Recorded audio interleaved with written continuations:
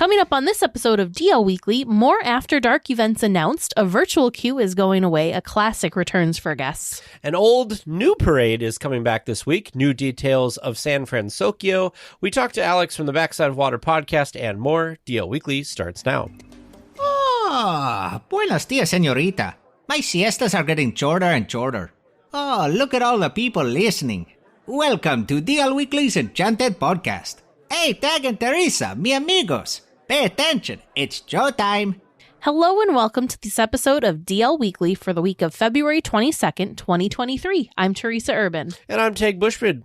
Thank you to Kendall M. for becoming an official weekly tier on our Patreon. Our supporters get some pretty fun perks like DL Weekly swag, bonus content, and access to our Discord community. A special thank you to Brooklyn D, Kavehi S, Kim G, and Angel T for your continued support. If you'd like some more Disney magic in your day, head on over to dlweekly.net/support to join the community. Well, it's that time again for our friend Eric over at Concierge to catch us up on other Disney news. Hello, everyone. This is Eric Johnson with Concierge, and welcome to the D180. While Teg and Teresa cover all things Disneyland, in the D180 we take a spin around the rest of the Disney universe, and we do it in 180 seconds. Let's jump right in.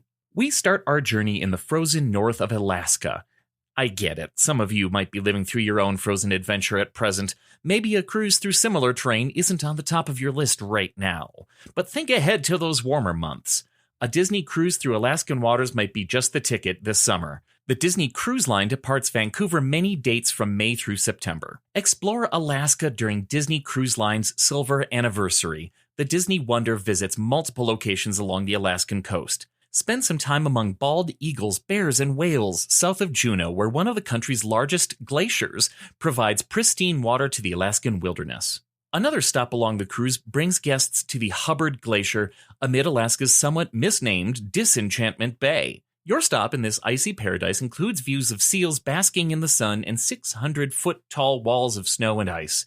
If you're lucky, you could witness the spectacle of this ice crashing into the sea. Other destinations on the route include the state capital of Juneau and the fishing town of Ketchikan.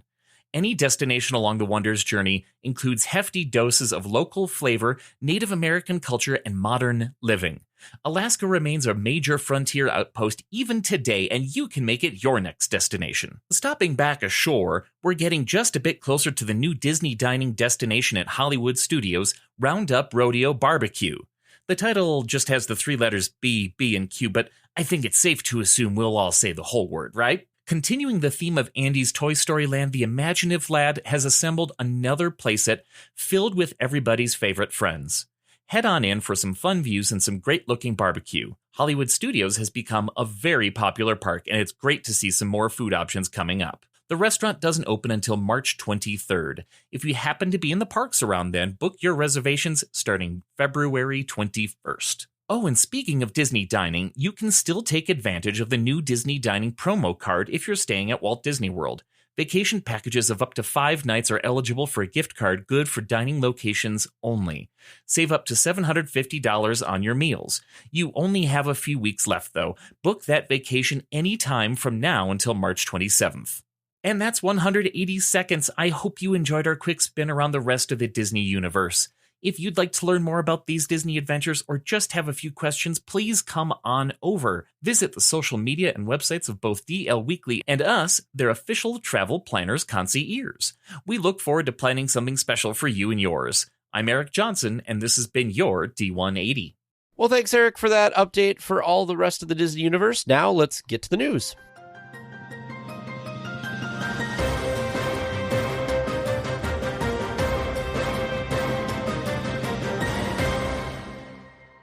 We were starting to get worried that the popular Star Wars night would not happen this year since Disney hadn't announced anything, and May 4th is coming up so quick. Well, last week they finally announced not one but 2 Disneyland After Dark nights coming to Disneyland. Disneyland After Dark Throwback Night will celebrate the 50s and 60s with music and entertainment that will pay tribute to Disneyland's first 10 years. Fantasy in the Sky fireworks will be performed, classic dancing, treats from the early days of Disneyland, and more. For Star Star Wars night, Star Wars Celebrate the Night fireworks will perform. The March of the First Order returns. A lightsaber instructional demonstration and more will be happening. Magic Keyholder tickets went on sale Tuesday, February 21st, with general public on Thursday, February 23rd. Check out the link in the show notes for all the dates and times. I was thinking this wasn't going to happen. It was a very late announcement. Teresa even had given up because we were trying to plan a trip around this time because we wanted to do a Star Wars night because producers Vern and James love Star Wars. So we'd like to go to one of these. And we thought, I guess it's not happening. So we're going to have to go with other plans. And the timing worked out because it's Vern's long weekend from work. And you and James both had that week off from classes. Yep. The stars were aligning, but we just had no announcement for the party.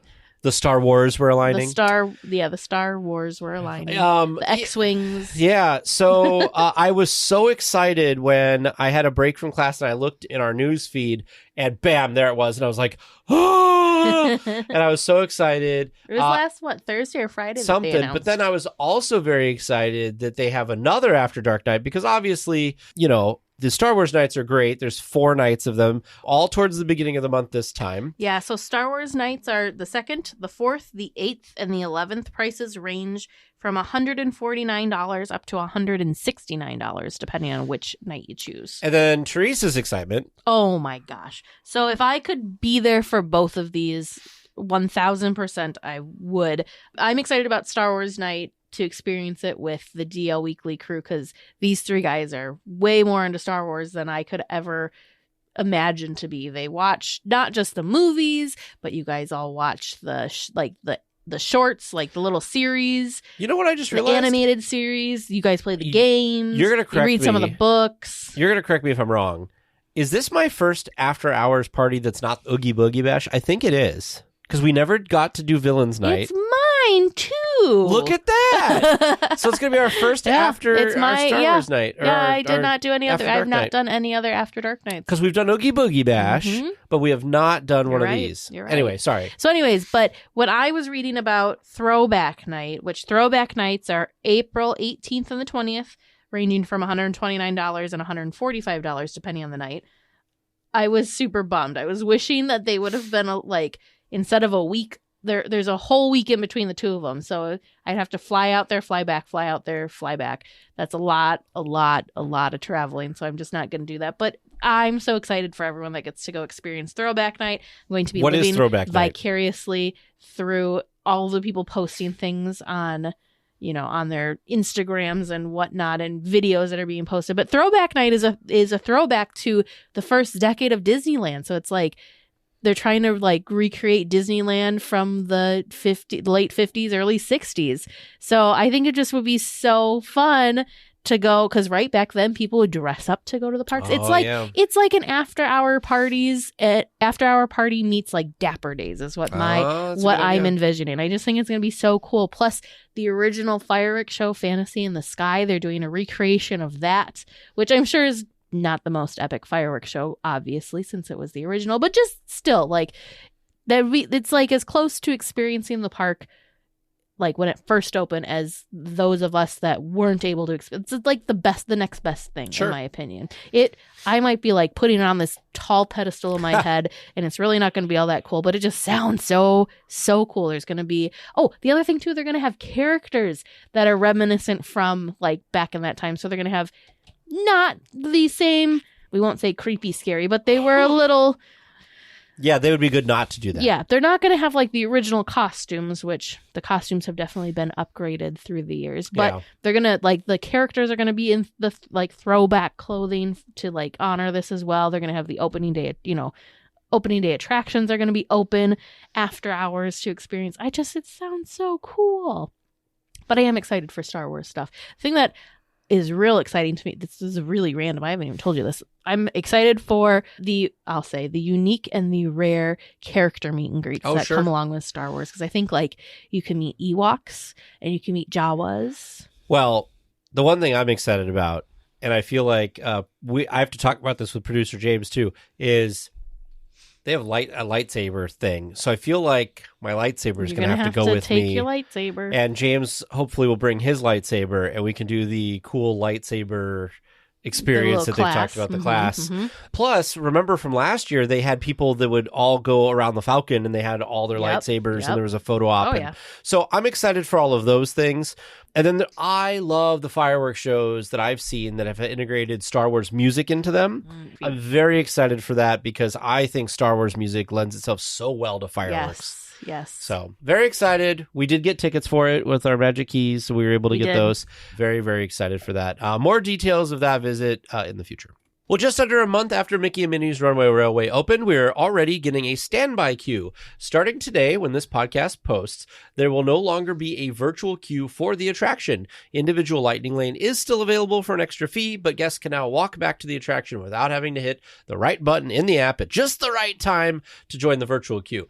This also allows guests the chance to ride the attraction multiple times in a single day. I was really surprised that they're sunsetting or temporarily suspending the virtual queue this soon. The virtual queue for Rise felt like it stayed around forever. And then on the flip side, on the East Coast, it felt like the virtual queue for Mickey and Minnie's Runaway Railway also stuck around for quite a while. So this seems like a very quick turnaround. Now, they did say that it could come back on some of the busier, more popular days. So it's not like it's gone for good. Right. But for the most part, most days that you're at the resort, there won't be a virtual queue for Mickey and Minnie's Runaway Railway. And I'm really surprised by that, because even what I was seeing online with the popularity of the demand and the demand of the virtual queue was super high. I don't think people were very willing to jump in that virtual queue. Not as many people were willing to pay the individual Lightning Lane costs, because those would still be available. Right. Those wouldn't just get eaten up right away first thing. It wasn't like those were available for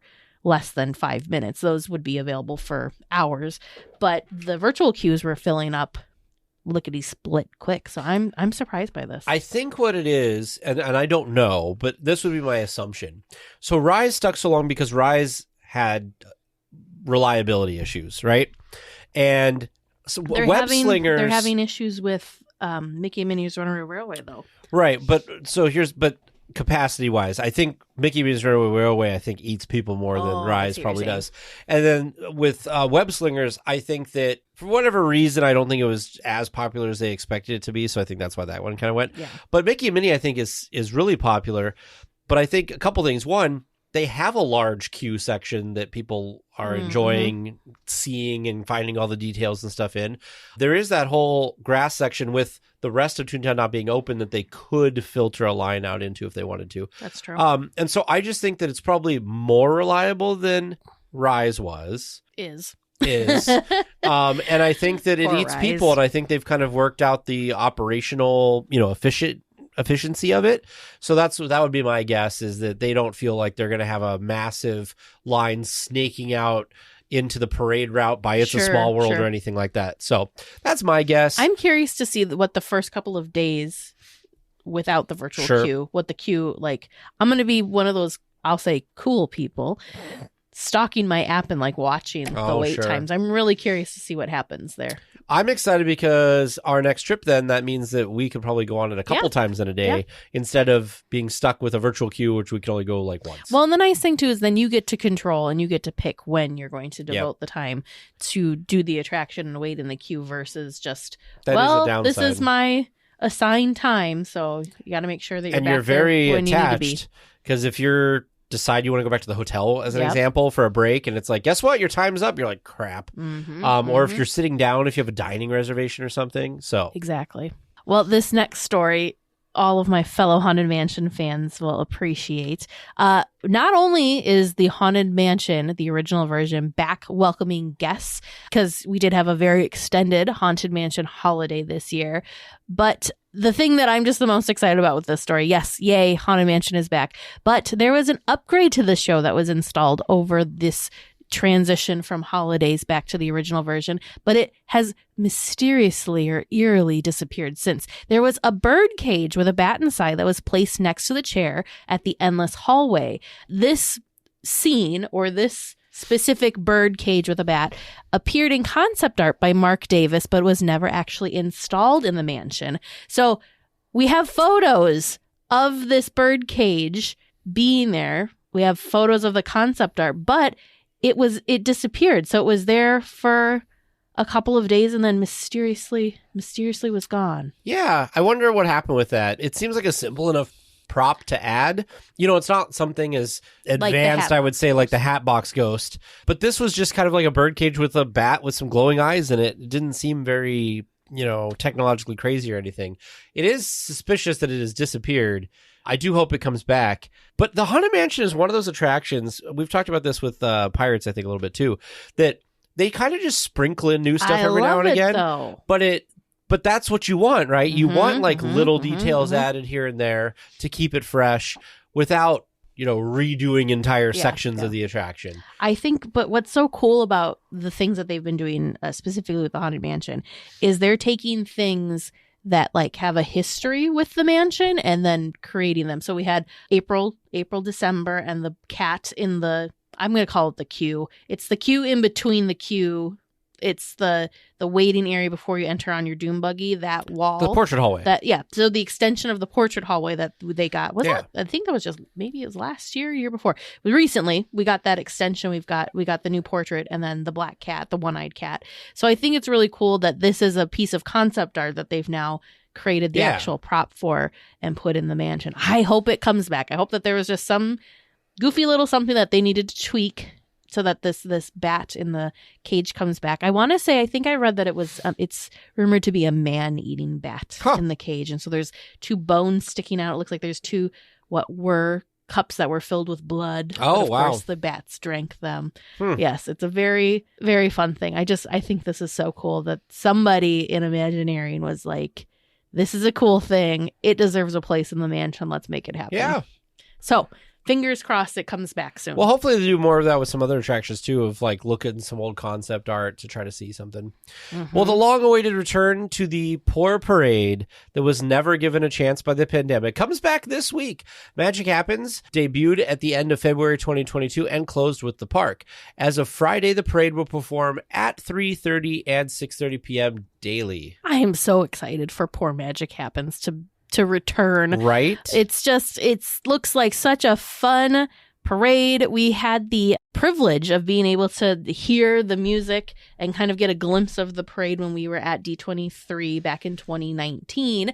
And then this Poor Parade only was able to perform, I think it was less than a month before the parks shut down. So I'm really happy that they were able to bring it back. It's such a fun show. I think the colors with the Disney 100 go together really well because you've got the same kind of fun iridescent and like the purples and the blues. Plus the theme of Magic Happens is all about magic and like the different transformations. I think it ties in well with the theme with the Disney 100. Sure. Yeah, I'm excited because some of these floats looked amazing. There was a Coco float that looked particularly cool. Yes. I saw in one of the articles I was reading about this today, I saw that I had forgotten that there was a small, counterpart to one of the main floats that was a hey. Oh yeah, and I was like, the little hey in a basket. Yes, I love it. So I'm very excited to see this come back. Now we're just waiting for Paint the Night, and I will be thrilled. One step at a time, Tag. One step at a time. I'm just glad we're finally getting a real parade and back. we have a daytime parade. This is, I think, the first That's true. true daytime parade we've had since the shutdown. Which means that we've just had cavalcades. For some people who only like the attractions, that could be a good time to get on attractions because so many people will be at the parade route. It just dawned on me that our next trip, this will be there. We'll get to experience Magic Happens. Be prepared it's gonna be nice to watch it multiple times, just like we had to do for the Main Street Electrical Parade. Well, the good news is we have our significant others that we can go do other things if we're not interested. I'm not saying I'm not interested in seeing it multiple times. I'm just saying if I was that was just okay. Unlike the electrical parade where every single time we walked by, you're like... I had to stop. I was just drawn You're in. like, Elliot! I'm like, oh, geez, here we go again. It's the same thing with Paint the Night, though. I'd have to stop for Paint the Night, too. I would also stop for Paint the Night. In fact, I've got to be careful. James got irritated at me because I said on a podcast or a stream that I would pay somebody up to $100 if they gave me the recipe for the potatoes, which, by the way, I think we found. So that offer's off the table. I wanted to say What do you mean you think that you I found? would You pay either did or you myself didn't. to fly to California if that returned to be there on opening day to support Paint the Night, because how much I've wanted that parade to come What back. does that even mean? What I'm saying is I've wanted it to come back so much that I would somehow make my schedule work to go and sit and be there on premiere day to support this thing that I've been complaining about needing to come back for years. Like, what do you mean you'd pay yourself to go? Oh, no, I'm saying like it wouldn't have to be podcast, like anything. Like I would just go.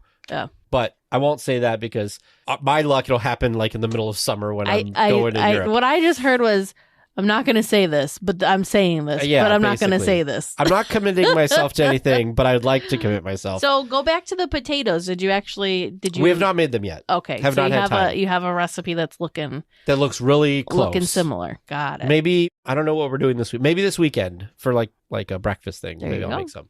There you go. Well, weekly tiers who have seen the latest Ant-Man and the Wasp movie will be excited to meet one of the characters from the movie in Avengers Campus. Of course, we're talking about Ant-Man and the Wasp: Quantumania. Kang the Conqueror will be visiting for a short time, so get to Avengers Campus soon if you want to catch him. I have not seen this movie, so me either. I don't know who Kang the Conqueror is yet. So our exchange student from Germany, Max, who was a huge Marvel fan, was very excited to hear that the next villain, the major villain kind of in the Star Wars, in the Marvel universe, is this Kang the Conqueror person, and I know nothing about them. But he's there in the park and meeting people, and it's going to be short time. I wonder, this is totally off topic kind of, I wonder if they're ever going to bring back the Hulk. Because remember, he was there for a limited time, too. I think the Hulk needs a little bit more tweaking, training. We'll say he needs a little bit more training before he does his meeting and greeting again. Because that was So the technology, or the however you want to say it, to bring the Hulk to life, to be able to meet, it's brand new. So I think that was kind of a good trial run. So I think they probably learned a lot, took some notes, and they're gonna go with Hulk 2.0 next time we see the Hulk. But I just think it's so cool still, even though these characters, because there's been a ton, especially Marvel characters, that have been getting introduced and you can meet in the park right as their shows, movies, basically right as we're being introduced to these characters, we're meeting them in the park. Great other one is Moon Girl. Yep. She's also in the park right now. Her show hasn't even started yet, but she's meeting and greeting already in the parks to kind of get people excited to watch the show.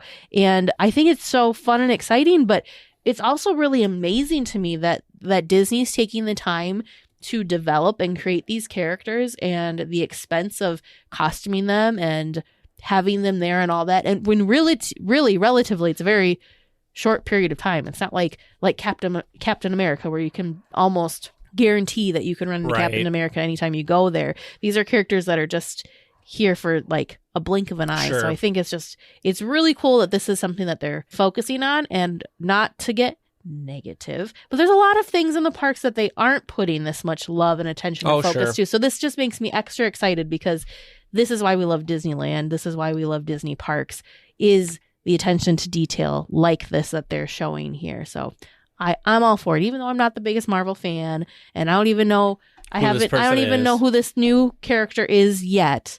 But it's doing exactly what it's supposed to do. It's making me excited, because now I'm like, well, who is this guy? I want to know. Maybe I wasn't planning on seeing the movie. Maybe I need to go see. You know what I mean? Like, it gets you to thinking. Whereas before, I'd be like, maybe it's doing its marketing job. It is. It's doing its marketing job. Now, if only they bring these characters like this. I know they're starting to, but if they would do more of this in Galaxy's Edge, that'd be wonderful. Yeah, I feel like going all the way back, I feel like they learned their lesson with Galaxy's Edge from this. No, I'm going to say even further back, because they had some really popular IPs.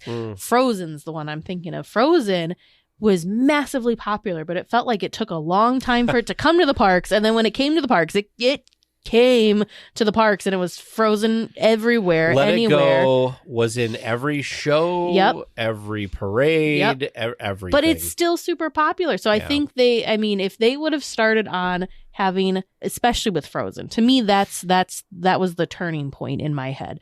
Well, we talk about that with Coco too. Yeah, even with Coco,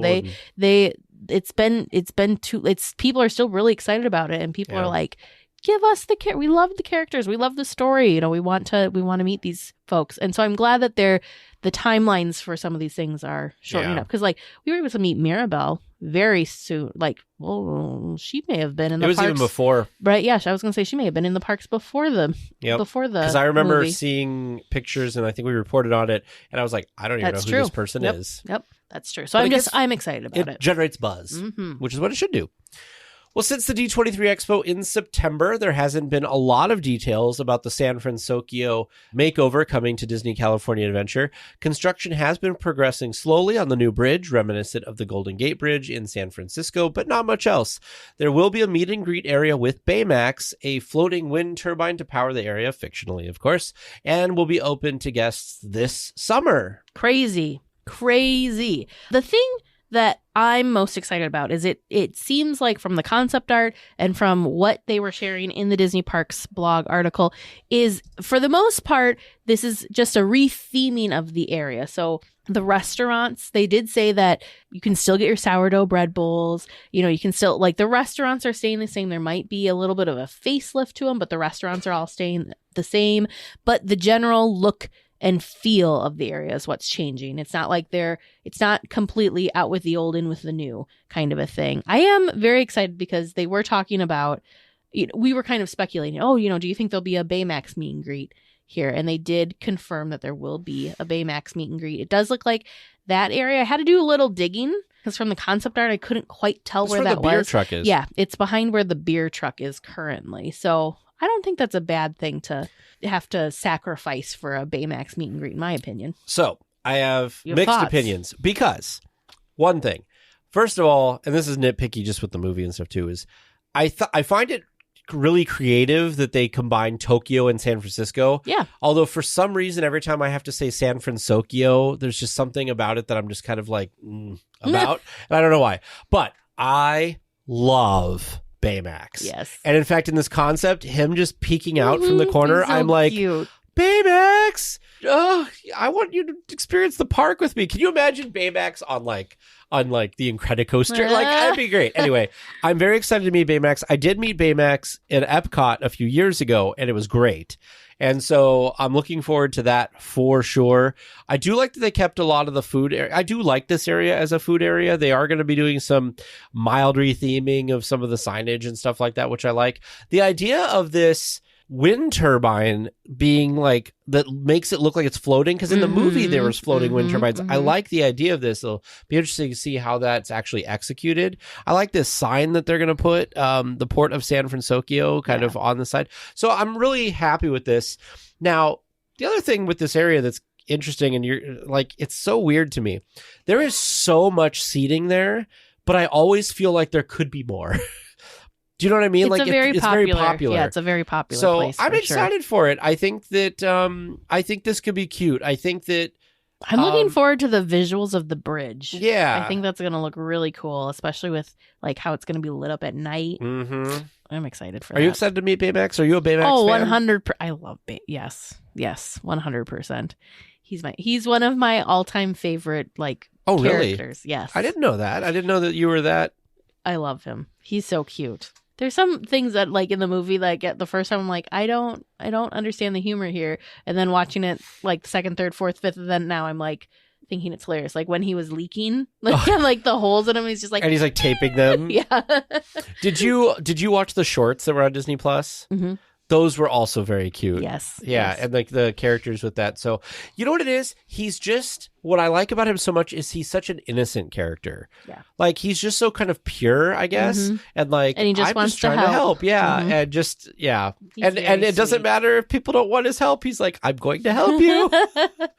Yes. I'm going to be honest, this kind of transitions into the next story. I feel like a hypocrite. Okay. I'm going to just say it because I'm excited for this retheme Mm-hmm. way more than I'm excited about the French Market being transitioned into Tiana's place. And I think it's just because I had such high hopes in my head for Tiana's place. I didn't have San Fransokyo wasn't even something I was envisioning coming to the parks at all. Whereas Tiana's place, yes. And I thought it was going to be an elevated experience. So I just feel sad that You set a high bar for it. I did. I set a high bar for it, and it's not meeting my expectations. I feel like it could have been We haven't so seen amazing. it yet, though, just I to know, be fair. I know. And, the one thing, too, is it makes sense because you couldn't put yet another New Orleans-style restaurant in the area because there's quite a few. But I hate to say this,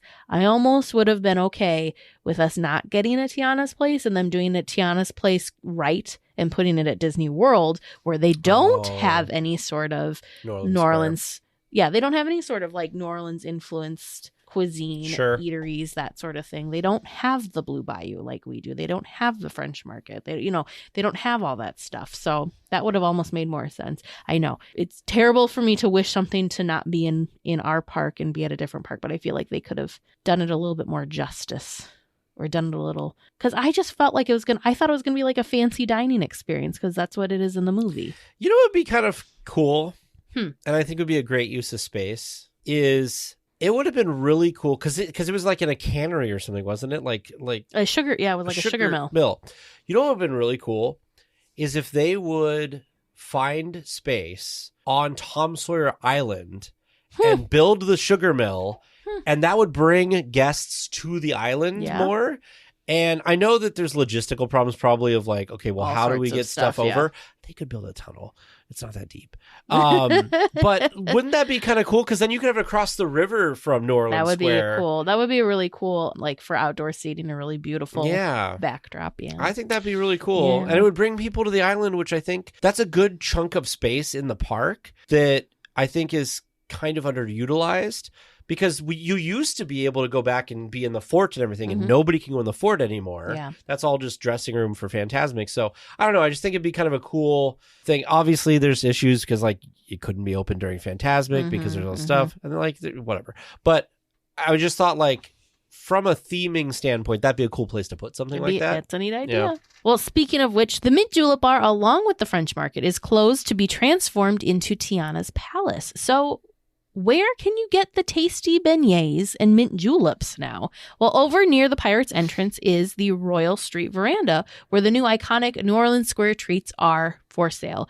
Once Tiana's Palace reopens, the items will return to the old locations. Smart move, Disney. Smart move. Couple thoughts here. One, this is the place that for the longest time, for some reason, you and I could not remember the name of. Yes. This used to be one of my go-to places for food every time I went to the park because this is where I would get my clam chowder Red Bull. This was my place to do that because it was very quick. You basically, there wasn't any seating or anything. It was just kind of walk up, get your food, and go sit down, watch Fantasmic, whatever. And so I think this is a great location for this. And honestly, because of the backup that happens over at the Mint Julep Bar, why can't they have two permanent locations that sells both of these things? That'd be cool. Maybe because then you could split the group of people that are always in line waiting to get these things. Or you could have one does the classics, one does the specialties. That's true. Because I don't know about you, but in recent memory, when we've gone by the Royal Street Veranda, there's never a line there, but there's always a line. Every time that we've gone to Royal Street Veranda, it's not that it's not popular. I wouldn't say that. It's just they're very efficient. It's a smaller menu, so they're able to get the stuff out very quick. Because the last time we were there, it was some sort of fritter. I don't remember which fritter it was, but there was some sort of fritter. What's at the Mint Julep Bar? You get a mint julep, beignets. Juleps and beignets. So they should be quick too. I don't know, but yeah, it'd be interesting. I do love the Mint Julep Bar. I love that it's attached to the seating area for French Market, soon to be Tiana's Palace. But yeah, I feel like there's got to be a better way because it does, like you said, it does back up quite a bit. Maybe it needs to be mobile order only or standby only. I think the mix of trying to do both of those at such a small location is what's kind of causing the slowness to a point, because that's a lot of beignets and juleps they're having to pump out. That's true. It's two groups, but I was just really happy because this is such a iconic Disneyland treat, something Sure. very specific to Disneyland. So I'm glad that even though the specific location is closed temporarily to be refurbished, rethemed, it is nice that you can still get these treats elsewhere. It'd be like going to Disneyland and not being able to get a Dole Whip or a churro or something. It's just, you just kind of assume it's going to be there. So I'm glad that it is still going to be there. Absolutely. A new sipper has arrived at Avengers Campus at Pym Test Kitchen. The Ooze Cauldron Sipper is inspired by the new Ant-Man and the Wasp movie. The sipper appears to be able to be held by the handle on top or carried with a strap over your shoulder. Guests can pick one up for $27.97, and it comes filled with quantum ooze. Do you know what quantum ooze is? No, but I want to try it just because it's such a unique. I'm sure it's something specific to the new Ant-Man and the Wasp film, which, like we've mentioned, we're terrible people and haven't watched it yet. So we don't know what all of these, we don't know the characters, we don't know the references, but yeah, I just want to try it just because I mean, what about quantum ooze makes you want to go, ooh, I don't know about that. It looks like it's just a cherry drink. Maybe. By the way, totally off topic, but in the picture of the menu board where this is listed, did you know that they had a butter pecan cold brew at Pym Test Yes, Kitchen? I've been wanting to try it. I thought it was only a seasonal item, so I'm glad to know it's still there. So thank you, yes, for pointing that out. Okay, that is good to know. Look at the ooze, though. Oh, it's a red jelly-like substance which tastes of cherry. And WDW News today said that they think it's rather vile. The texture is confusing. It's not really jelly, it's or liquid. liquid. I'm even more intrigued by this now. Dang. It tastes like someone blended up 50 maraschino cherries into a semi-solid ooze. I'm curious. So now, for those of us that don't want the sipper, can I buy just the ooze? That's a great question. I'm just gonna have to stick with my Pym Particle Punch. That's the one that has the pop rocks. Oh, is it? Mm-hmm. Well, I'm really intrigued by this butter pecan cold brew thing here now. Anyway. You're intrigued by a cold brew? Well, I like the idea of butter pecan. We record these things, so I have evidence and don't proof. want the coffee. I just want the other flavoring. Well, registration is now closed for the Run Disney events for Disneyland that is returning next year. It's closed because it's sold out. All of them, in fact, have sold out. Tickets went on sale Valentine's Day and sold out what felt like immediately. I want to say it was within an hour of sales opening. Everything was sold out. So hopefully the strong demand will bring more Run Disney races to Disneyland in the future. It has to, right? Like people were so excited to finally have races back. Yeah. That was super quick. I mean, because we have a half marathon. What was it? A half marathon, a 10K, a 5K, plus a kids run. There was yoga. The virtual race as well. And then there was also like combination ones where you could sign up for like the half and the 10K or the half, the 10K and the 5. You know, those, different combinations for, I think it was like Dumbo's challenge or there's some sort of, multiple. I just couldn't believe it. We had quite a few weekly tiers in the chat that were all trying to get in. A lot of them did get in. Some people didn't get the, maybe the distances that they wanted, but I was so happy, but also so like shocked that it sold out so quickly. But again, it's very exciting for these race events to be coming back to Disneyland. Yeah, I know there's a lot of people. There's a guy I follow online who is a big Disney fan, and he is right now maybe over in Disney World doing one of the races, or he just did one of the races, one of the two. And I think he's excited to finally do a Disneyland race at some point too. Now, is that something that Vern's ever interested in? Doing if a Disneyland it was race? a marathon, if they had a marathon, 100%. Because he only does marathons in the States. Yeah, so he's trying to run a marathon in all 50 states. Gotcha. His Florida marathon was the Walt Disney World Marathon. So he doesn't have a California marathon yet. Obviously, that's going to be an easy one for him to check off his list since we're in California pretty frequently compared to like how often we go to Alaska or something. Right. So for sure, if it was a marathon, easy sign up for him. But since it's a half marathon and they're not very competitive. No, not that. I was going to say they're price friendly. They're expensive races to do. So, but it is an experience, and it's an experience unlike any other running event because it is Disney. You have all these characters. It's a race, but it's definitely more of a fun run. People are not going out there getting their best time. Yeah. You're there for the experience and I feel the like area. one of these years I want to sign up for this, and I would totally be the fun run person of like, I'm just going to kind of jog between each experience just to see. I want to see the backstage stuff. That's more of a Disney World thing. I want to see a bunch of the characters and all of that. And I know that I've seen pictures and stuff. People like have children in strollers that they're walking or jogging the race and so on. So you're right that it's definitely fun run. That's exactly a great word for it. So I'm glad. Like I said, I hope that this means that Disney will try to do more at Disneyland. I do know it's more complicated because they don't control the surrounding area that they need to run with, and it's probably very complex to coordinate with everybody. But I hope that they do because it's kind of a cool event. Yeah, and people seem to like it, obviously. Definitely. Psst, avast there. It'd be too late to alter course, mateys. And there be trivia questions lurking in every cove, waiting to be answered. Listen close and keep your ready Disney knowledge handy. That be the best way to answer correctly. And mark well me words, mateys. Dead men tell no tales. You come seeking questions and long-lost Disney information, eh? Sure, you come to the proper place. But keep a weather eye open, mates. And hold on tight, with both hands, if you please.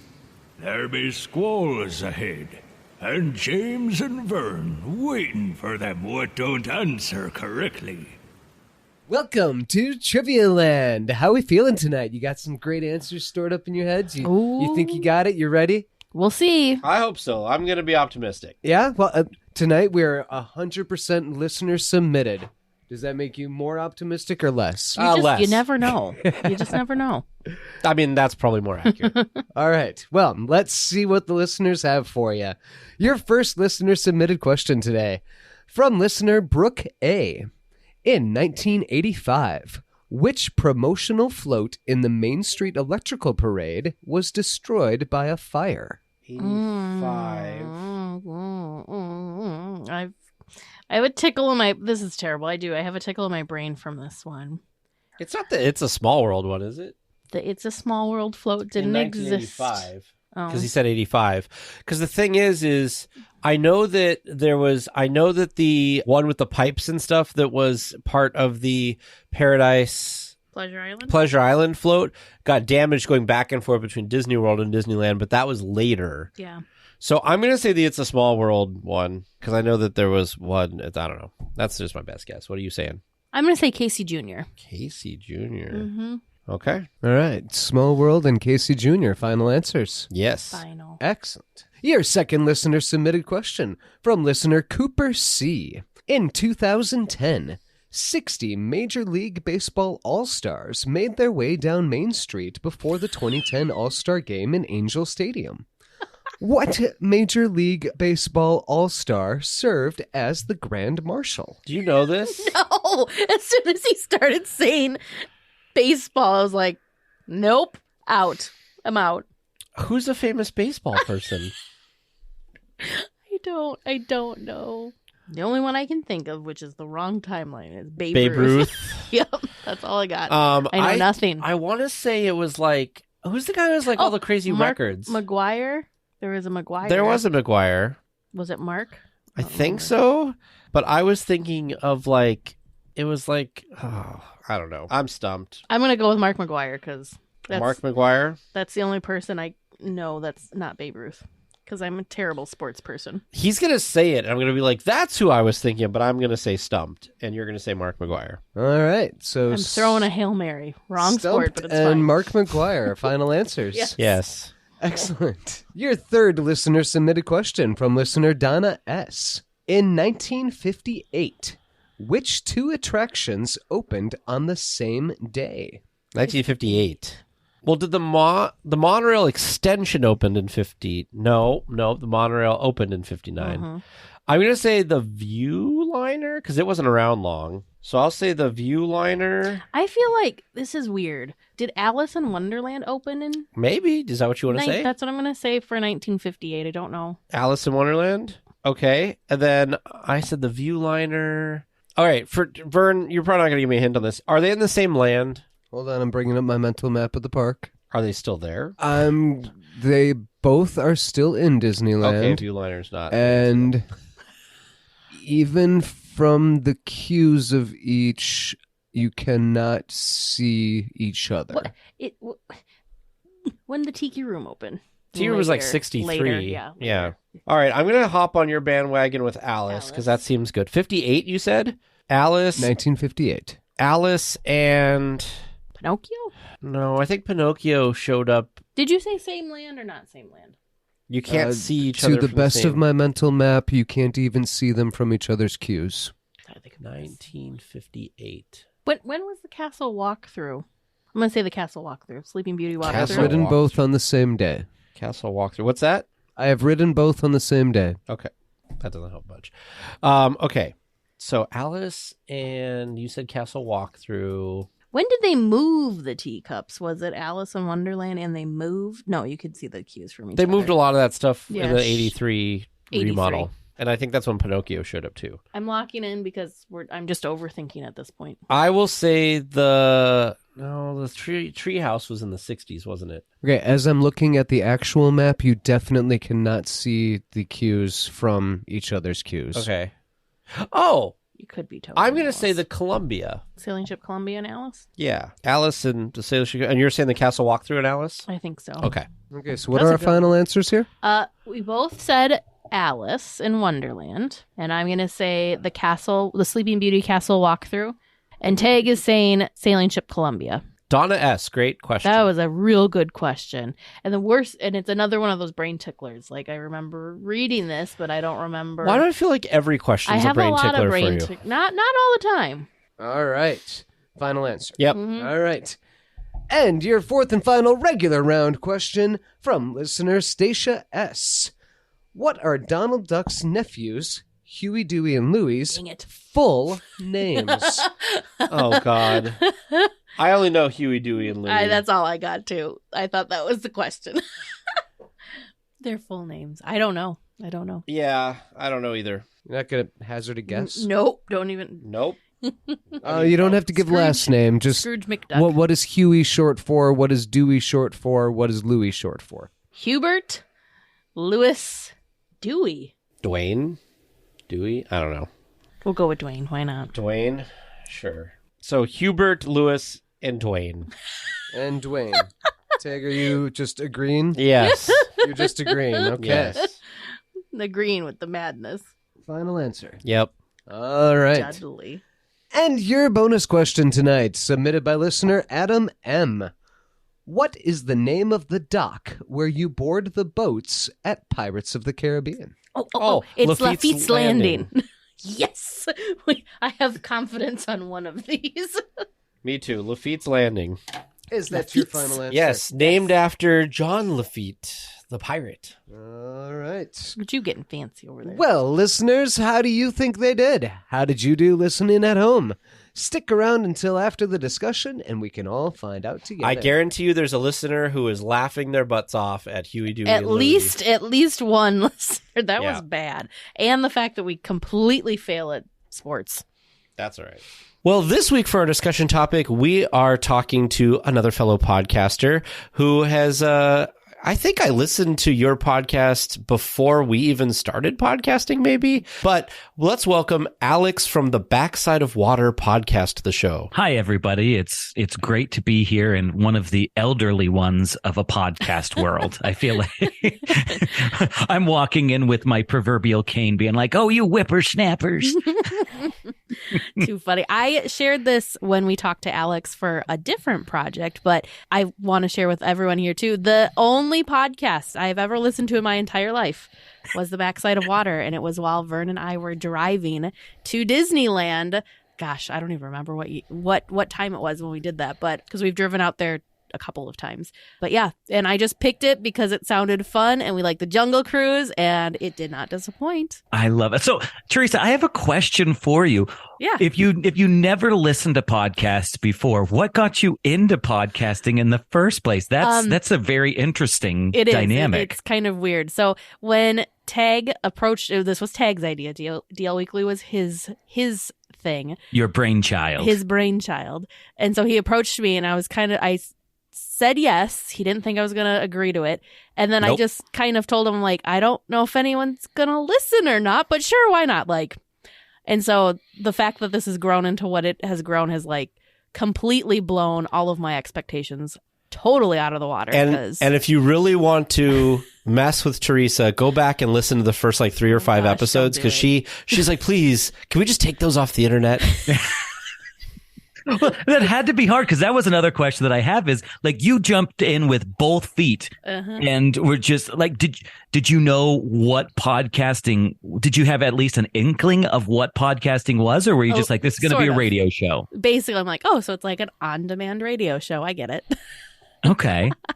And so you still haven't listened to any podcasts? No, I'm not a podcast listener. It's very, very odd. I don't know if it's because we live it every week, so I don't know. I could see that. You say this, but I listen to a ton of podcasts. Yeah, but it's also, it depends on your job. So my job is with people all day, so I can't really be tuned out and listening to podcasts. Whereas like Vern, my husband, he's a mailman. So that's literally his life, is hanging out outside listening to podcasts all day. So, and I have a very short commute, so I wouldn't be able to, it'd take me like 2 weeks to get through an hour episode.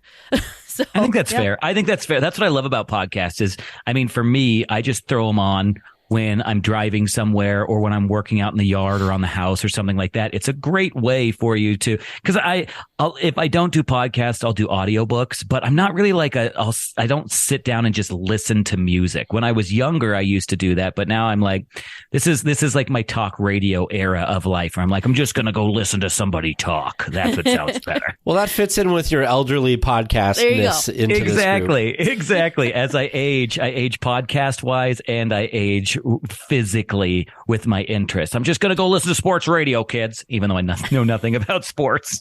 However, I do have to say, we were talking about this before this show, when we talked about this, when we chatted with you on the other project. For Did You Know Disney? They're going to be on Did You Know Disney, and I've just slacked everybody. Don't worry. You're just letting it marinate and get like better with age. It's like, exactly. A fine wine. It's a Chianti. So when we were talking for that, you told us that you have all these episodes for the Backside of Water that revolve around the SEA, which is something I know just little tidbits on. So those podcasts I'm going to have to definitely listen to.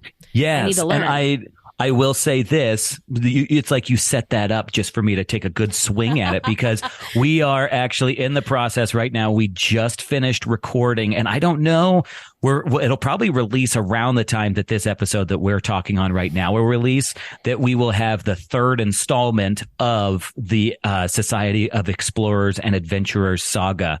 And this one's beefy, and I'm very excited for it. And it has the most, how do I say this? The most it's the most chock full of deep and rich lore and content around the SEA that you can find, specifically at Disneyland, especially. Ooh. And with the Jungle Cruise updates, they've actually put a lot of SEA stuff in the queue area and out on the attraction that not a lot of people know about. And so we take the opportunity to explore that even more in depth with the latest updates that they've done to the attraction. So I'm really excited, and you should for sure listen to those 2 episodes so they prepare you for episode 3 coming up.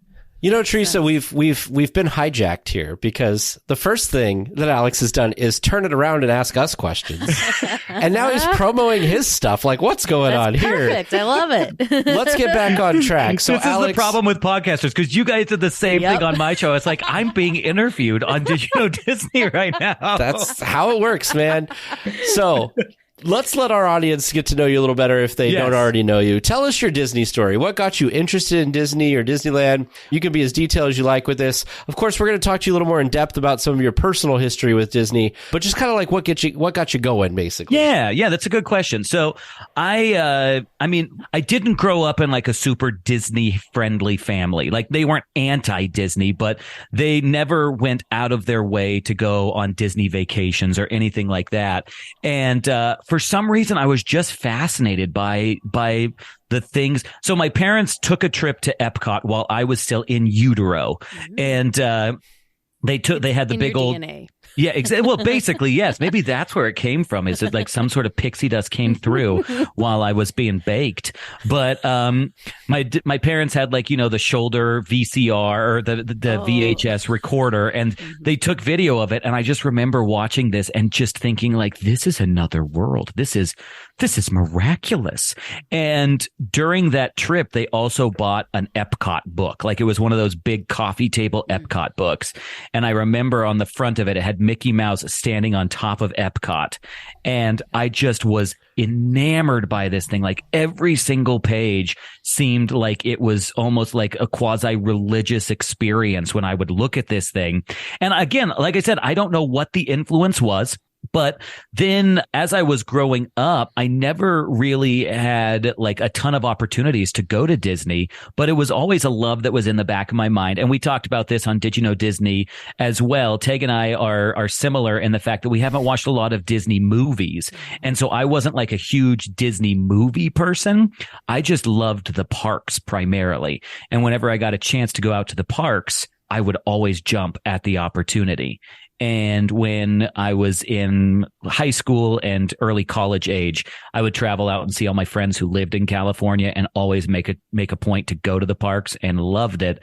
And then maybe when we talk later on, I can kind of tell you guys the road that led up to me getting a job at Disney, because it was a little crazy if I'm being completely honest. Yes. Well, yeah, we'll definitely have to talk about that later. Yeah, so it wasn't like a magic aha moment that I'm just like, oh, and there was Walt or anything like that. But it was kind of something that's just always been secretly passionate. And maybe it was because my family wasn't a Disney fan that I was like ultimately counterculture. That I was like, you guys don't like Disney, so I'm going to love Disney. I don't know. Maybe there's something to unpack there one day. Well, before we unpack that, when you go to the parks on just your first day of a visit, we like to know if you have any sort of way you like to attack the park. So do you like to go...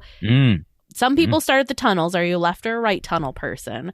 But more specifically, where do you head to first? Do you hang out on Main Street? Do you go left towards Adventureland, forward to Fantasyland? What's your plan? Oh, that's a great question. And yeah, my co-host, Freddie Martin, he's very much the guy who wants to get into, do you go left or right? He's a left or righter guy. And I've never actually thought about it until he brought it up. And I tend to, during the day, I tend to go left, and at night I go right, which is odd. Yeah. So my plan of attack is always Adventureland first. It's always been Adventureland first. And I've found that when we go with other people who are kind of taking the itinerary and running with it, they'll go different directions, and it kind of brings a level of anxiety to me that I'm like, but we're supposed to be going through Adventureland first. So we've had that too. We're also lefters, and I don't remember what trip it was. I think it was the trip that we went out for the 66th. And my flight got delayed and everything was just discombobulated. And we, for some reason, I think started with like lunch and went to Galaxy's Edge. We did not feel like our day was correct until we started over and went through Adventureland and continued on. Like we were so confused and like, where are we? What day is it? What time? It was just weird. We felt so off kilter. I think it's a really good question that you asked, though, because I've never really thought about this, but I've just inherently understood that kind of the park takes me instead of I go and like destroy these parts of the park. I'm going to hit this and I'm going to hit this and I'm going to kill this. Yeah. I'm not that kind of guy. Instead, I'm like, this is where we meander and we take our adventure through here.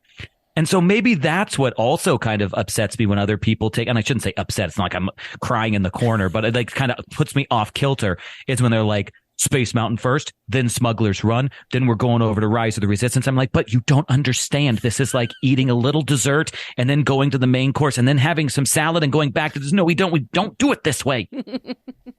That's a good question, though. Yes, I'm always left. Always Adventureland. Mm-hmm. Always Adventureland. Yeah, I think in that trip that you were talking about, Teresa, I think we ended up backtracking and we're like, we were like, we just need to reset. Yeah, let's just go back to Adventureland. We'll start there and then we'll feel right again. So I'm curious, what made you guys decide to kind of just go hodgepodge like that? Well, Teresa arrived like in the middle of the day. Yeah, it was a weird thing. So I was supposed to fly in, Vern and I were supposed to fly in the night before and our flight got canceled. So we hopped on the next available flight, which was way too early o'clock in the morning. I think we got to the Hojo at like 10 a.m., showered, got on Main Street. Well, then by that time we had been up for like, I don't remember how many hours, and we hadn't eaten. So we wanted food. And for some reason, I think Ronto Roasters is where we decided. Anyways, so it was just, off. But usually, like on other trips where we've arrived at the evening and enter the park in the evening, we still do the go left Adventurelands. Yeah. And I feel like maybe for me, it's because you end with the future. Like Tomorrowland is the kiss goodnight, in my opinion. And so when you start by going to the past, it just doesn't make sense. Excuse me, when you end by going to the past. Yeah. Because I feel like at the end of the night, I'm rarely in Tomorrowland at the end of the night. I'm like back on the west side for some reason at the end of the night. So then I end up coming back kind of the way I came. I feel like we usually go out like Frontierland or something. It's very strange. I will say, so this is what I'll say. For me, I'm very conscious of that because my heart will always be on the west side, as we used to say, west side, best side. Because what I'll do is instead of Tomorrowland being my kiss goodnight, I'll go revisit my old friend and I'll just go over to New Orleans Square, Adventureland Frontier, because that's what I want to get that last little, when I'm looking to get the last little dust from that pixie, that's where I'm going to find it, is over on that side, because there's a lot of people who love Fantasyland, and I'm not a huge Fantasyland fanatic. And maybe it's just because, again, maybe I didn't grow up with the movies as much as most. But to me, if I could only go to one part of the park, it would be Adventure Frontier and New Orleans Square. That's it. That's Disneyland to me. Think one of the things with the Fantasyland for me is I like the attractions in Fantasyland, but I feel like there's not really immersive queues. It feels like the rides are short enough that you get off of one and then you're in another line. Like it's very quick, back-to-back line, quick ride, line, quick ride. Yes. And when you're doing other things, it feels like there's more substance to each of those attractions. More so waiting theming. in line. Yeah. And so and the Fantasyland, just because of the way it's built and how Americans have become rounder, it feels a lot tighter. Do you know what I mean? Like, yeah. Oh, you're always brushing up against people. Yeah. Well, and it's just like you've got, there's no real good place for strollers to go. So then the walkways are becoming more narrow because of that. And the queues were not built for the crowds that are there now. So that's spilling out further than originally built for. So it's just kind of, it's outgrown itself, which is great that it's popular. But I'm with you. I like Fantasyland when it's not chaotic. It gets a little bit too, I don't know, claustrophobic feeling. Like I just don't like, I feel like I'm getting like smushed all the time. We should that try Enchanted to go Wish. Oh, Snow White's Enchanted Wish. Oh, that's just perfection. It is. That's beautiful. that's like French, whatever the chef kiss is. Mwah. Chef's kiss. Yes, there we go. I feel like maybe in the future, Teresa, we should try doing Fantasyland towards the end of the night when like all the kids have gone to sleep, and it's probably just more plus calm. It's nighttime and it looks beautiful at night. Mm-hmm. The backside of the castle at night is better than the front side, in my opinion. Ooh. Oh my word! That's it a is hot work take. of art. It is a hot take. That is definitely. But you got to go back and check out the backside of the castle because Not it to is. be confused with the backside of water. That's the only reason. I really just wanted to plug the podcast again. Oh my goodness! All right, Alex. So speaking of the backside of water, what we haven't even got through the last question. That's what I'm saying. What's your favorite attraction?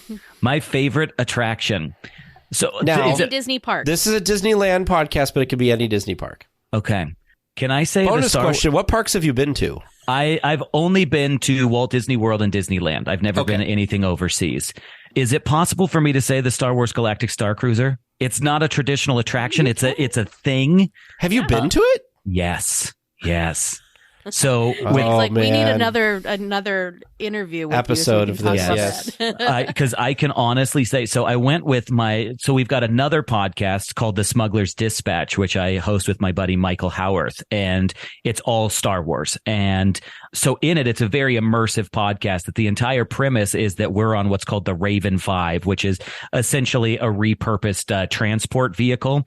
And we've got our repurposed B-1 battle droid, who is now our protocol droid. His name is CB7, and he flies us throughout the galaxy, and we talk about various different topics. Well, our show led us to the Galactic Star Cruiser. Oh, and if you want, you can see Michael and my experience on the Star Wars Galactic Star Cruiser on our Smuggler's Dispatch YouTube channel. And I'm going to say that the Galactic Star Cruiser is the greatest thing I've ever done. Wow. Period. Not just Disney. It's the best thing I've ever done. Wow. And so for Star Wars fans, it's the penultimate. It is the reason for reason. Teg, if you are that big of a Star Wars fan, get over there sooner than later, because people don't understand it, and I don't think it's going to survive. Yeah. I think its days Which are numbered. was foretold by the tomes. That's why Yoda set the tree on fire. He was like, Star Cruiser plans are in here. Yeah, the thing is, for me, it's a budgetary concern, right? Like, I'm sure it's great, and It's honestly, probably if I were to experience it, it'd be like the Savi's Workshop, where I tell people all the time on our podcast, I say $200 or $220 or whatever it is now is worth it for the experience alone. If I walked out of there without a lightsaber, I still think it'd be worth it. Yeah. So I probably would feel that way about Galactic Star Cruiser, but not having that experience and having to pay up front, it's a hard sell for, like, I could go on a 7-day plus cruise for that cost and get all of this stuff. No, I think that's all a very fair criticism. I think it's a very fair criticism. I will also say that I think in light of that, it is very expensive, but I never find myself regretting having gone on it, being like, man, I could have spent that money better. In fact, I've kind of gotten on this like obsessive, how can I get back? And that's what everybody who goes on, that's their next step is, how can I go back? Yeah, like I said, but it's so expensive, nobody can afford to go back. Well, but that's the crazy thing. So there are a lot of people. There's a huge culture around it, like a huge culture. So our friends Sarah and Stephen Mack, who they host the Princess and Scoundrel podcast. Mm-hmm. They're all about the Star Cruiser. And so Dan Flores, who he does a lot of Disneyland stuff, he's all about that as well. And I think collectively they've gone 2 or 3 times. We met some people and became really good friends with them that we're texting all the time. And they're going back this next month, and this will be their 3rd time on the Star Cruiser since it opened last March. Wow. But not enough people are doing that. They need a frequent flyer program that you get like a 20% discount on future bookings or something. But the nice thing is on cruises, you get like that. You put that money down and then you get a cheaper rate for the next cruise. I mean, they're offering packages like that now where you get like, if you go to the Galactic Star Cruiser, then they'll give you like 20% off a churro in one of the parks. And it's like, what is this package that you're doing? Give me a discount on the Star Cruiser. I don't get it, but I will say, for Star Wars fans out there, I do not regret 1 minute of it. And check out the video that we do on our Smuggler's Dispatch, because it's one of those where it's more vloggy style, where we don't do like cool edits and all that kind of stuff. So you try to get as much, and that's one of the comments that we get all the time on that video, is that we have one of the most like uncut, honest experiences that people can have for the Star Cruiser. And so that's my answer. I should say my left field answer is Galactic Star Cruiser is the best. But if it comes to traditional, my heart will always be Jungle Cruise. But I think the best Disney attraction of all time is Pirates of the Caribbean, because I think that it is just the axiom of perfection in Disneyland, not Disney World. That is a very, very, yes, that's important to distinguish which one, because they one are not the one same. last follow-up, because I want to move on from the Galactic Star Cruiser, but I have to ask. Yes. Of your whole experience, what was like the highlight of the Galactic Star Cruiser? If you had to pick one thing that was like the best thing about it. It's the immersive nature. It is fully immersive. That there are times where you have to remind yourself that it's fake, because you actually get into this place where you truly believe it. You truly believe that you are part of a Star Wars adventure, and you start to believe, oh, I really am this special. Like, they want me to be part of this mission.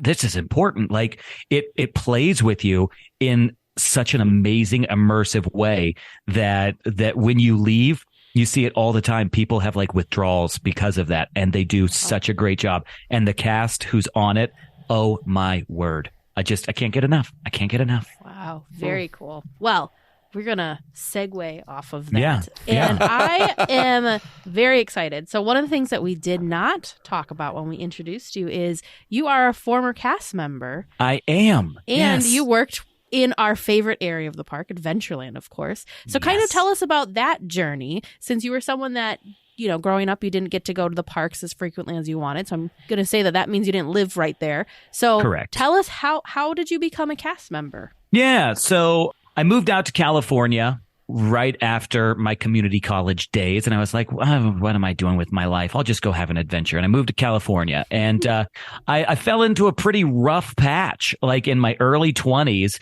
I had no direction. I was like, what am I doing with my life? Where am I going? And at the time, I was cleaning swimming pools out in Southern California. And guys, I got to be completely honest. It was the first and only time I've ever been fired from a job. What? And I got fired from cleaning swimming pools, which I mean, if I'm being completely transparent, I teach people how to work on pools now. So, I mean, obviously it's not like I thought I was too good for the work or anything like that. But long story short, the guy who I was working with, I took 5 days off from work to go on a cruise.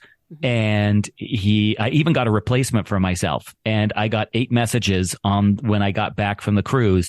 And the 8th one was my brother, who took over for me. And he was like, well, just wanted to let you know your boss just called me and said that you've been fired. And I was like, and the reason why is because he couldn't get a hold of me. And I was like, dude, I was on a cruise. I told you I was going on a cruise. And so, yeah, needless to say, I think it was extremely fortuitous, because I kind of went into this pity party moment where I was dating a girl out there that just was not the right fit. I was doing something that was not the right fit. I broke up with the girl. I got fired from the job. I was at like my low point. Like, I was just like this. I am such a loser. And it was actually, this is why I think that Disneyland has imprinted so much on me. I had the Southern California annual pass. At that time was $95 a year. And it had a ton of blackout dates, but I was down there meeting some friends who were actually from Colorado, where I live now and where I was from. And they were out visiting, and they were like, we want to go to Disneyland. And I was like, I'll go with you guys. So they had taken their daughter, and they were going and doing something, and I split away. And I was like, oh, I'll just go watch this 51st Magical Years of the Park video with Steve Martin, because I'm a huge Steve Martin fan.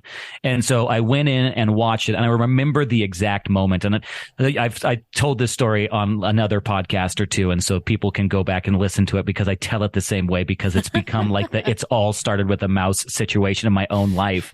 But I remember specifically sitting in there, and there's a montage of all of the attractions over the ages as they like play over each other. And I remember that moment being like, why am I not working here? This is like where I should be. Mm-hmm. And I had dreamed about being a Jungle Cruise skipper for a long time. Like, that's what I wanted out of life. And I just never thought that it was possible. But when someone's soul is broken enough that you've got nothing left to lose, you're willing to put it all on the line. When you wish upon a star. Exactly. So the next day, I went down to the casting center. And I walked in just like the ultimate country bumpkin. And I was like, hey, I want to work on the Jungle Cruise. And they were like, okay, there's protocols before you come in and just, guns a-blazing. So they had me go through all the different paperwork and all that kind of stuff. And went through the interview process. I went through like 3 or 4 different interviews that day. And at the end of the last interview, he was like, okay, do you have any other questions? And I was like, yeah, well, do I know like when I'll get the job? Like, when do you guys tell us that? And he was like, oh, I hired you an hour ago. And I was like, oh, okay. And so I actually hired in as, I should say I went to audition for what was it called? A character host. So the folks who go around with characters and they're like, oh, Pluto's got to go get a bone or something. Which, if anybody knows me, you will know that is so not my personality. Like I do not have the personality of a character host, and it takes a very, very charismatic, like over the top and insanely magical person to do that job. Mm-hmm. So after the first round, I got kicked out. They were like, this guy does not have what it takes. And so again, I have a pity party in the parking lot. I'm like, I can't even cut it here. This is my dream. It's over. But then I remembered that the guy who hired me was like, okay, I'm going to do 2 things for you. First, I'm going to put you on this character host track. And if you don't do that, then I'll get you into Adventure Frontierland attractions. So you've at least got that as a backup. So I called my dad and I was like, Dad, I'm such a loser. I can't get this job. And he was like, Al, you wanted to work the Adventureland Frontierland. Pick yourself up by your bootstraps and be thankful for what you got. So I reported for duty the next couple of days on the parade route. And that's the way they used to work, is they would do what's called guest interaction training. And so the first thing that you do or did at that time as a cast member is you would learn how to talk to people. And I loved it. And so then once you were done with that, it was at the height of the summer season, so they hire a ton of people and they don't have a ton of places to put them. So they just put them out on the parade route. And we're basically the people who are like, please move all the way through the walkway. Keep on walking, which actually is a great, great set of skills that you get to be able to direct humans. It's amazing. Like, you learn these psychological tools on how to get people to move in the directions that you want them to move. And as a teacher, holy cow, it was some of the greatest teaching. So I was kind of in limbo at that point and didn't know exactly where I was going, because at the time, Disneyland had 2 new higher attractions is what they were called. And in Adventureland, which at the time, Adventureland and Frontierland were kind of lumped together. So you would have Indiana Jones, Jungle Cruise, Tiki Room, and Big Thunder Mountain. Those were like and really what it also did was Main Street. So they were all chunked together. And so that's why you would see people working the Jungle Cruise. And then the next day they would be driving a tram down the middle of the Main Street or something like that. So the only new higher attractions were Jungle Cruise and Indiana Jones. And I did not want Indiana Jones. I didn't want to be underground all day long, just smelling oil, grease, and basically just grouping people together and getting them on cars. And so I wanted the Jungle Cruise. That's what I hired in for. And I didn't think that I had any choice of this. So my buddy came over to me and was like, I just found out that I got Jungle Cruise. And I was like, how? And he was like, I went over and asked. And they put me in Jungle Cruise. I was like, that's all you got to do. You just have to ask. So I call up the scheduler, Frank, and I'm like, Frank, I want to get on the Jungle Cruise. And he was like, oh, Alex, I already placed you on an attraction. And I was like, oh no. And he was like, yeah, let me look here and see what I've got you on. I've got you on the Jungle Cruise. And I was like, oh! So Frank, in scheduling, you're still there. I know you're still there. If you're listening to this podcast, thank you for that. So really, that's what got me into it. And I mean, honestly, I think that's why I love Disneyland so much, because it was a dream of mine that I had always wanted to achieve. And it came at such a low point in my early 20s that I was just feeling down in the dumps about, that it really taught me that, I mean, as cliche and cheesy as this may be, the point still stands, that it taught me that the things that I have as dreams are achievable, and that they lead to some absolutely incredible opportunities because if it weren't for Disney, I promise you, obviously I wouldn't be talking to you guys because I wouldn't have a podcast and I wouldn't be teaching. I mean, there are so many different dominoes that started to fall after I went to Disney that kind of led me down a path of fulfillment, purpose, and direction that I never would have had I not taken those first couple of steps in kind of just like really it's a leap of faith and also kind of a desperate move. And it was just absolutely a godsend at that moment that I was just like, this is awesome. And it opens so many doors. So that's why a lot of people are like, Al, why are you such a Disney fan? And I think that it goes so much further than just being a Disney fan. I mean, it really literally changed my life and my trajectory completely and permanently. So that's the nutshell version of how I got involved working at Disney. That's incredible. Wow. That is quite, I mean, you're right. It does sound like it totally just changed everything for you. Yes. And happened at the exact right time when you needed it to happen. So that's magic. That's what that is. Very, very grateful for that. Yeah. And I'll Thanks, always Disneyland. Exactly. I'll be eternally grateful for Disney for actually seeing that I wasn't just some snot-nosed kid who didn't deserve to make the cut.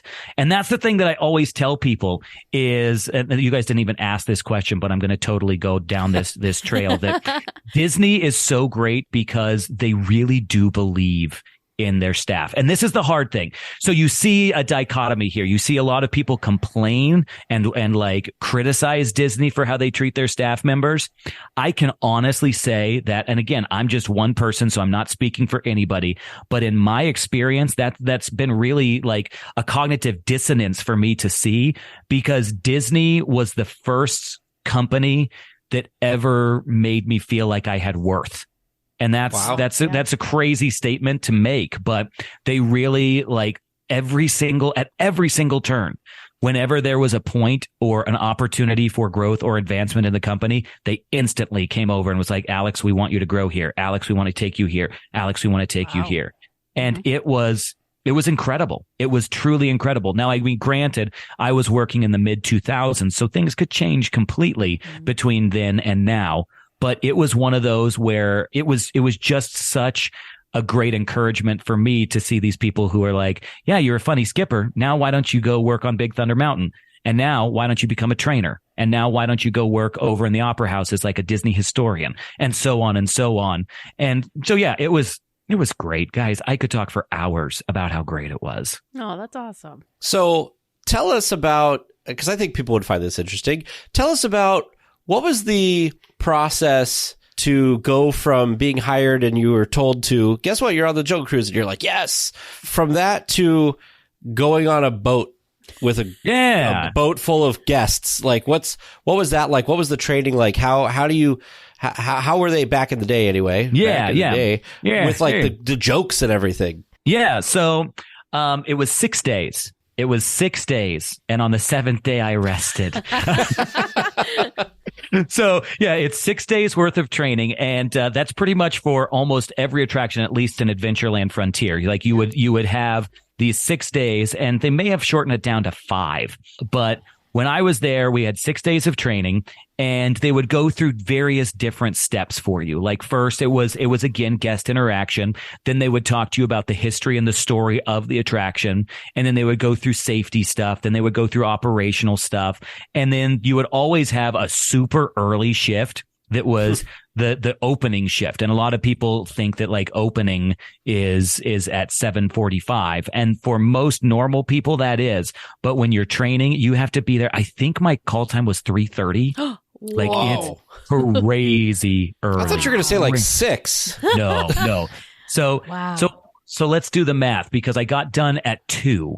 So yeah, I think it was around 3:30. I got done at 2 p.m. on those shifts, and it was awesome because nobody's ever seen Disneyland at 3:30 in the morning unless you're a cast member who works the third shift.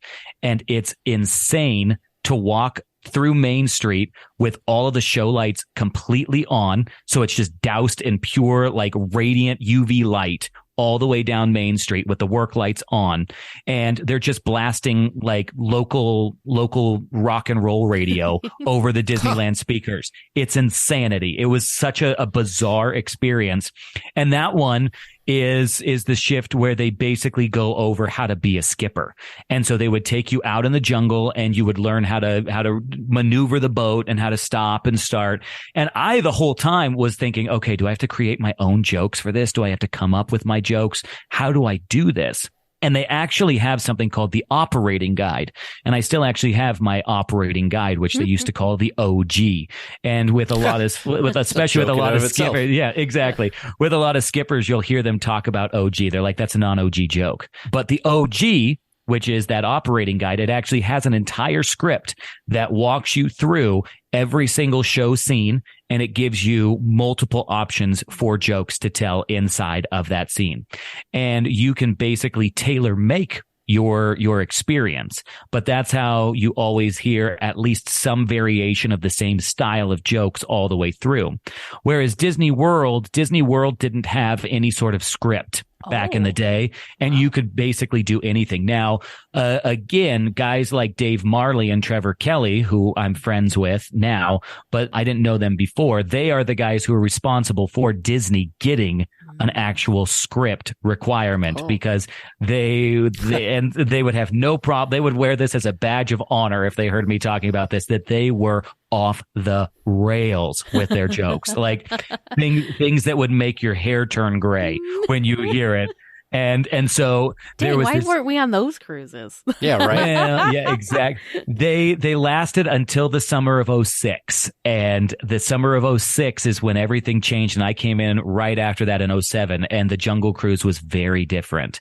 And so we had to stick very much to the script, which again, the script was written by a group of Imagineers, and it was cheesy. That's what was so great about it, is it was delightfully perfect in its cheese. And so that's basically what the training looked like. And I'll never forget the first boat that I took out, because that's a scary moment. Like when you're training, I had my buddy Dean Simpson, who was my trainer, and then my fellow trainee Mark Paragua was next to him. And these are guys that I'm still friends with to this day. I mean, gosh, 15 years later, we're still buddies. And we talk to each other on Facebook. And Dean actually lives like 45 minutes from me here in Colorado now. But with that, he trained me and put me out there, and he was like, okay, this is how you load a boat. And so I went up there and loaded the boat, and I was like, okay, Dean, here you go. And he was like, no, you're taking this one. And I was like, whoa, huh? And he was like, yeah, it's your time to shine. And so it was, I don't remember anything except for the end. I remember at the very end, I dropped it. Exactly. It was pure, completely blocked out. But I remember at the end, a couple of people clapped, and I was like, I didn't die. And did they know that they were your first boat? I don't think that they had any clue. I mean, well, I should say this. They obviously had a clue because I was so terrible. Obviously, I was so terrible, but I don't think that they knew that I was this greeny skipper going out there telling them all these horrible jokes. And so, yeah, it was one of those moments where it was kind of a benchmark where I was like, yeah, this is addictive. I can see why people want to do this for the rest of their lives, because this is awesome. Not every trip was awesome, but that first one was amazing. Even though you don't remember most of it was still I awesome. remember the beginning and the end, and that's really, I guess, all that matters. I mean, that was enough to change me. You left on time, and you got back, and everybody was still there. So that's really what's important, right? Mission accomplished. Mission you accomplished. Didn't capsize. You didn't lose any guests. You didn't go off the rails. No, not that time. I didn't. Not that. Okay. Before we get into that, because I feel like there's definitely a story there. I was just going to ask some basic things like, what are your favorite? Do you have favorite jokes, favorite areas, favorite animal friends on the Jungle Cruise? Yeah. So my favorite joke was actually one that I made up, and I wasn't able to say it with any management on the boat, but it then did become part of the operating guide after I left, which I was like, I'm emblazoned forever. So back before this newest update, when you had the attacking natives scene, you could time it perfectly so the natives would stop and they would look at you and then they would move back down. And so the joke that I created is I would come around that corner and they would come up and I'd be like, folks, I'm sorry. I'm really sorry. Guys, get down. You're going to ruin the surprise. And so they would all turn and they would get back behind their bushes. And I'd say, sorry, folks, we got a little surprise for Skipper Chris in the boat behind us. It's Skipper Chris's last day on the jungle. He just doesn't realize it yet. and that one was my favorite joke every single time. So, yeah, but and then my favorite animals were definitely the African bull elephants because I loved the mother-in-law joke. And there was just something amazing. There's also a great joke that when you would do it at night, you would say, ladies and gentlemen, it's the world's fastest elephant. And you would turn your light on to the elephant over there and you would say, now watch, with lightning speed, he's going to show up on the other shore. Here you go. And you turn your light and within 2 seconds, he's on the other side. And I'm like, there you go. Lightning fast. and it was a joke that nobody thought was funny, but I just thought was hilarious. I also love the one that I thought always landed so perfectly. And again, I was very OG. So you'll talk to a lot of skippers who make up their own jokes. They're edgy. They're a little racy, so on and so forth. I was super clean. I was just straight edge, just wanted to be as much of a suck up as I could be. And one of my favorite jokes is always that if you take a look on the left side of the boat here, you're going to see absolutely nothing. That is one of my favorite jokes because nobody ever really got it until like 2 seconds after. And then they were like, oh, this guy. I also love the bamboo. Now, the bamboo in this area can grow 2 to 3 stories tall. Some of it's 4 stories, but that's just another story. And that was one of my favorites as well. They're all just terrible. That's what's so great about it. So yeah, those are my favorite jokes and my favorite animals. Hated the hippos. Hippos get way too much credit for everything. Those hippos. That's why you have to shoot at them to scare them away. Yeah. I love skippers that use the timing of the attraction to their thing. So like you said, with timing where the natives would like go back down. Yes. One with the elephants that I liked was there was what I think it's only been once, maybe twice in all the times I've been on the Jungle Cruise. They've used the joke where they come and they're like, look, I've trained this one so well. And they'll say something and it'll make the noise. And then they'll say something else. And then it does it again. And I'm like, that's so good that you get so used to it that you can make these jokes and it works so well. And I think those are the best because those, I know that like the attraction in general takes some skill to pull off the cheesy jokes, which by the way, I feel like it's really hard to say the same joke a bunch of times and still seem like you're delivering it for the first time, but somehow skippers do it. But the real skill is that timing. Without it, well, and that's the thing is, I mean, when you do something enough, it just becomes second nature. I mean, I could jump on a boat right now and I could take people out and it would just be autopilot. I mean, I think that I calculated that I did it something like 1,400 times or something along those lines while I was there. And I mean, there was one moment where for some reason there was a strange thing that happened in the in our shift changes where I took 22 trips straight. And it was, I mean, I don't know if I've ever been as exhausted as that moment, because the thing that's hard is not only are you entertaining, but the speakers back in the day, because nobody wanted that attraction around anymore, they didn't refurbish anything. And so all the speakers were dying or dead. And so you would have to almost yell at the top of your lungs. A lot of times you just talking was louder than what was going on the speakers overhead. And I know for a fact now that I definitely have vocal damage from working on the Jungle Cruise to this day because of the strenuous nature of those types of things. But what you would also do is you would also have your skipper voice. So I would actually talk over the microphone like this. And so when you talk like this 22 times in a row, it gets a little bit exhausting on the voice. And so you got to do that. Otherwise, it doesn't sound nearly as good over the speaker if you use your regular voice. But yeah, there's definitely the repetition will allow you to pretty quickly pick up on the little nuances of the Bengal tiger movement or of a movement on Bertha inside of the Indian elephant bathing pool. You start to really notice those things. And when you can start to play on the timing with that, that's where it gets really good. So you said something that I think our audience and listeners are going to pick up on, and I want to hear more about, which is the Jungle Cruise was not Yes. maintained well, and they wanted to get rid of it. Like, Yes. what is this Yes, about? tell us about the dark period for the jungle. Yes. When you first said this, when we had talked previously, I did not believe you. I was like, I've never even heard rumors about this. What? It's Yeah. a classic opening day attraction. It's in every Magic Kingdom style park. We have a How- movie for it now. Yeah. Exactly. Looks like we're coming in for a landing, gang. But please stay listening until trivia comes to a stop. And then you can walk to the nearest exit. Thanks for listening to the 8th wonder of the world, DL Weekly. Welcome back to Trivia Land, where we're going to find out how Tag and Teresa did, if they got any of them right, or half of them right, or how many right they got. Tag, Teresa, how do you feel you did tonight? Not super great. Not great. No? Well, let's find out Lafitte's together. Landing, though. Yeah, Yeah, Lafitte's you feeling Landing. confident on that one? Yeah, so is that bonus worth like 4 points? Because that'd be one. Unfortunately, no. Well, then. All right. Well, your first listener submitted question tonight from listener Brooke A. In 1985, which promotional float in the Main Street Electrical Parade was destroyed by a fire? You guessed Small World or Casey Jr. The correct answer that we were looking for was Return to Oz. Ooh. Oh, my God. Dang. Return to Oz. Well, good job, That was a great question. Brooke. Brooke A. Yes. Your second regular round question submitted by listener Cooper C. In 2010, 60 Major League Baseball All-Stars made their way down Main Street before the 2010 All-Star Game in Angel Stadium.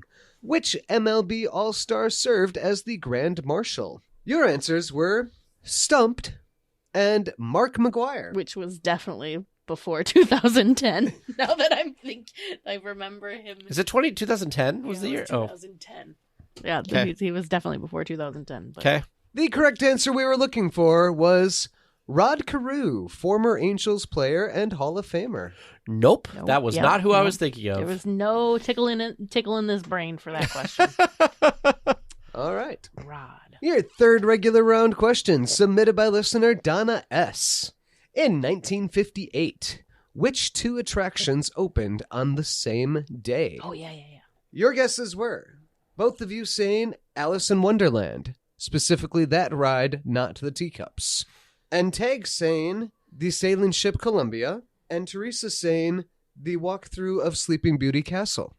The correct two attractions, both opening on June 14th, 1958. Alice in Wonderland, specifically the ride, not the teacups, Ooh, we're halfway there. and the sailing ship Columbia. Oh. Boom! Good job. Oh my goodness. Wow. That was good. That was good job, Tag. I got Alice. You hooked your ship to my caterpillar. It was a team effort. See, if people bought our merch more, we could totally have a shirt that says, "You hooked your ship to my caterpillar."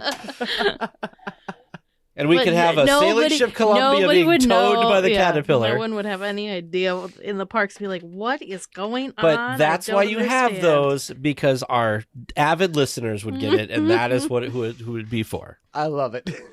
And your fourth and final regular round question, submitted by listener Stacia S. Oh gosh. What are Donald Duck's nephews, Huey, Dewey, and Louie's full names? Not asking for the last name, just the entirety of their first name. For the record, is it Duck? That was not provided with Oh, the okay. answer to this question. Okay. So you said Hubert for Huey, Louis for Louie, and Dwayne for Dewey. I don't think it's Dwayne. The correct answer that I was looking for was for Huey, Hubert. Yes. For Louie, Louis. Yes. And for Dewey, Deuteronomy. Ooh. Deuteronomy. Yes. Not Dwayne. Also, due to a 2017 reboot, we would have accepted for Dewey, Duford, and for Louis, Llewellyn. Oh. Oh. Dang. And their last name is Duck because Huey, Dewey, is and Louie Duck. are the sons of Donald's sister Della Duck. Okay. And your bonus question tonight, submitted by listener Adam M. What is the name of the dock where you board the boats at the Pirates of the Caribbean? Both of you get in that toot sweet Lafitte's Landing. Woohoo. Woo! Well, listeners, how do you think they did? How did you do listening at home? Do you have some great questions that you think are going to really stump them next week? If you've got that perfect question and you'd like to hear it read live on air, feel free to send that in at trivia@dlweekly.net. Well, we will be back next week with more Disneyland news and information. Until then, go out and enjoy the parks. Please remain seated until the podcast comes to a complete stop and the doors have opened. Then collect your belongings, watch your head, and step carefully from the episode. On behalf of all of our crew, thanks for traveling with us. And we hope you have a happy and memorable visit here at DL Weekly.